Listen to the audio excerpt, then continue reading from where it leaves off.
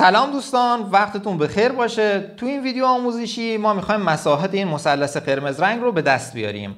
خب دوستان، برای حل این سوال اول میایم داده ها و شرایط مسئله رو با هم دیگه مرور میکنیم و بعد میریم سراغ این که چطوری این سوال رو حل بکنیم. تو این مسئله ما مثلث ABC رو داریم که یک مثلث قائم الزاویه بزرگ هست که مثلث AMN که این مثلث قرمز رنگ هست بخشی از این مثلث ABC هستش.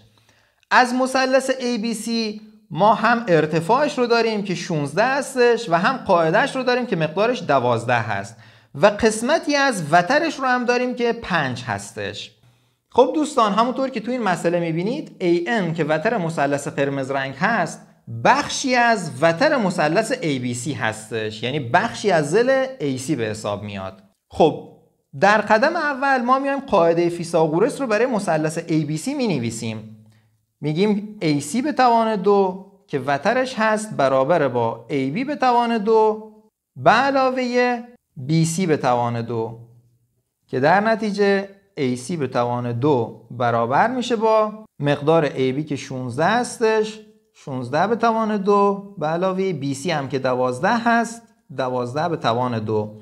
خب الان محاسبه میکنیم توان 2 این اعداد رو. 16 به توان 2 میشه 256، 12 به توان 2 هم میشه 144 که در نتیجه AC به توان 2 برابر میشه با 400. حالا از طرفین جذر میگیریم و AC به دست میاد 20. خب دوستان، AC که وتر مثلث ABC هست رو ما با استفاده از قاعده فیثاغورس به دست آوردیم 20 و این تکه از وتر رو ما داریم 5، پس ادامهش میشه 15، یعنی از A تا N مقدارش 15 هستش.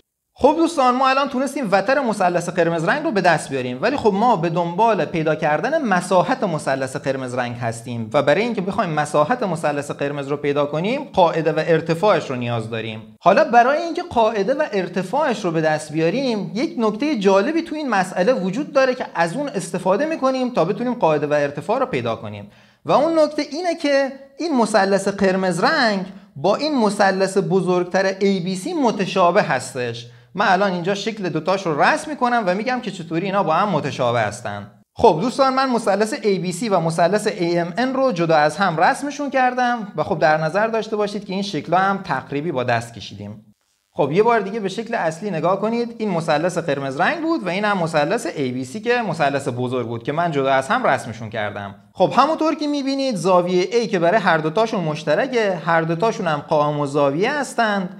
پس الان ما دو تا مثلث داریم که دو تا زاویهشون با هم دیگه برابره. خب مسلماً زاویه سوم هم برای هر دوتاشون برابره. پس این دو تا مثلث با هم دیگه متشابه هستند به حالت سه زاویه مساوی. یعنی میتونیم بنویسیم مثلث ABC متشابه است با مثلث AMN به حالت سه زاویه مساوی.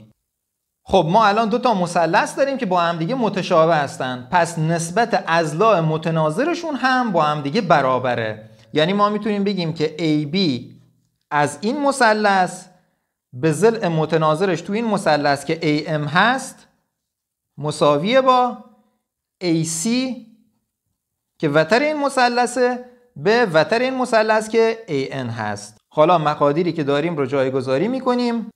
16 به روی AM مساویه با 20 به روی 15 که در نتیجه AM مساویه با 15 ضرب در 16 به روی 20 و خب وقتی این ضرب و تقسیم رو انجام بدیم AM به دست میاد 12.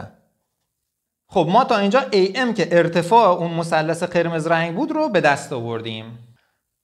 خب من مثلث AMN رو رنگ کردم که یادتون باشه که AMN همون مثلث قرمز رنگی هستش که ما میخوایم مساحتش رو به دست بیاریم. تا اینجا ما تونستیم AM که ارتفاع این مثلث هست رو پیدا بکنیم. حالا کافیه MN که قاعدهش هست رو به دست بیاریم که دیگه راحت میتونیم مساحتش رو محاسبه کنیم. خب برای اینکه الان MN رو هم پیدا بکنیم یک بار دیگه میریم سراغ نسبت‌های تشابهی که بین این دوتا مثلث برقراره. دوباره مینویسیم AB به روی AM مساویه با این بار BC به روی MN.